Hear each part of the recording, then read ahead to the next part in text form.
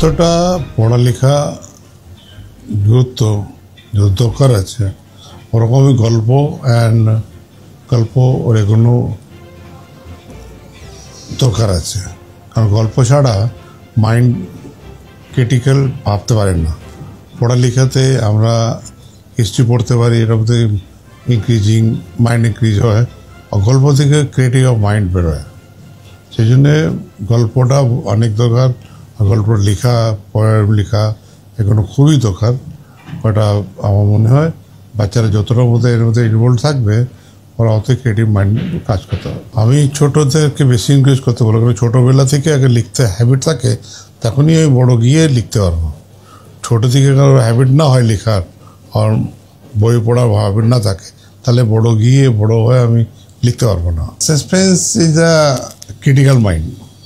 Suspense হলে ওটা চিন্তা করাটা ভালোই হয়, মানে ওতে বাচ্চাদের সাসপেন্সের মধ্যে থেকে অনেক কিছু শেখা যায়।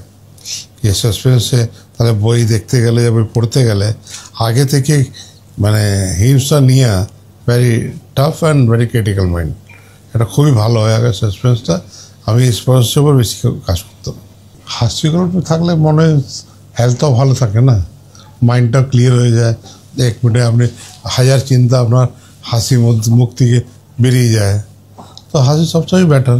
আমার ছোটোবেলার গল্পটা তো অনেকটাই যাচ্ছে, এখন কতটা খেয়াল নেই, যতটা বলতে পারি কি এরকম গল্প এখন আজকে বলি। মানে আমি সবসময় একটু সুশী নোবেলটা বেশি পড়তাম। আমার একটু ক্রিটিক্যাল মাইন্ড ছিল। সুশীর মধ্যে অনেক কিছু ওরা মানে ক্রিটিক্যাল বলতো ওরা, মানে এই মারপিট হলো, এই অ্যাকশন হলো, এই ভাবলে এটা হতো ওটা।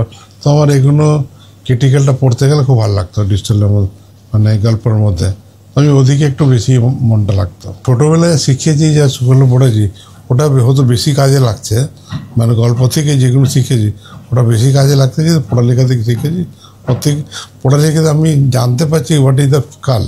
কিন্তু প্র্যাকটিক্যাল তো গল্প দিয়েই বোঝা যায়, থিওরিক্যাল আর প্র্যাকটিক্যাল দুটো মিলে যায়। আগে পড়ালেখার সঙ্গে আমি গল্পের মধ্যে রাখি। আমি একটা জিনিস বলতে চাইছি, আপনি বলছেন গল্প বই পড়বে না কেন? জিনিস আছে, গল্প বই পড়বে কে? যে পড়ালেখায় জানে, যে পড়ালেখার মন আছে, সেই ভালো করে গল্পটা লিখতে পারে, পড়তে পারে।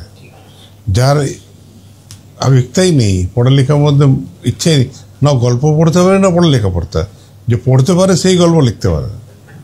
যে গল্প বলতে তারই ক্রেডিট মানি হবে, যার ক্রেডিট মানি হবে সেই ফিউচারে গিয়ে একটা বড় পোস্টে একটা ভালো সংবিধান করতে পারে, নিজের নামটাও রোশন করতে পারে, বাবা মাও রোশন করতে পারে, ভারতের নামটা রোশন করতে পারে। ডিজিটাল যুগটা চলে এসছে, একে থামলে তো আমরা থামাতে পারবো না। কীরকম চলে এসছে, এ থাকবেই, এরা আরও বাড়বেই। এর মধ্যে আমাদের সংস্কৃতিটাকে ধরে রাখতে হবে। মানে ডিজিটাল মাধ্যম থেকে আমরা অনেক লোককে মানে একাঠা করতে পারি, প্রতিযোগিতার মধ্যে আমরা অনেকজনকে নিয়ে এসে মানে সামিল করতে পারি।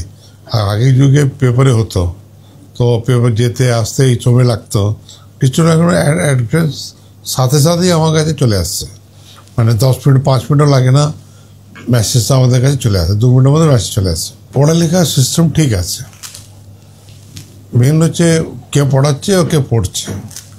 সিস্টেমে কোনো ভুল প্রান্তি নেই। আজকের যুগের সঙ্গে সিলেবাস সবসময় চেঞ্জ হচ্ছে, নতুন পলিসি গাইডলাইন বেরিয়েছে আমাদের এডুকেশন ডিপার্টমেন্ট থেকে, ওগুলো পড়ালেখার মধ্যে সব জিনিসই আপ টু ডেট ওরা সময় সময় তো করেছে।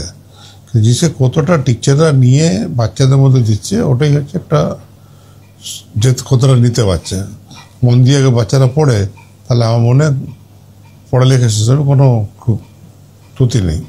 জ্যাজ গ্রুপ সবসময় আপনাদের সঙ্গে আছে, প্রতিদিনের পাশে সবচেয়ে আছে, ওয়েস্ট বেঙ্গলের পাশে সবসময় আছে, ওয়েস্ট বেঙ্গলের জন্য কাজ লাগে। জ্যাজ গ্রুপ সবসময় পাশে থাকবে, পাশে আছে বা থাকবে।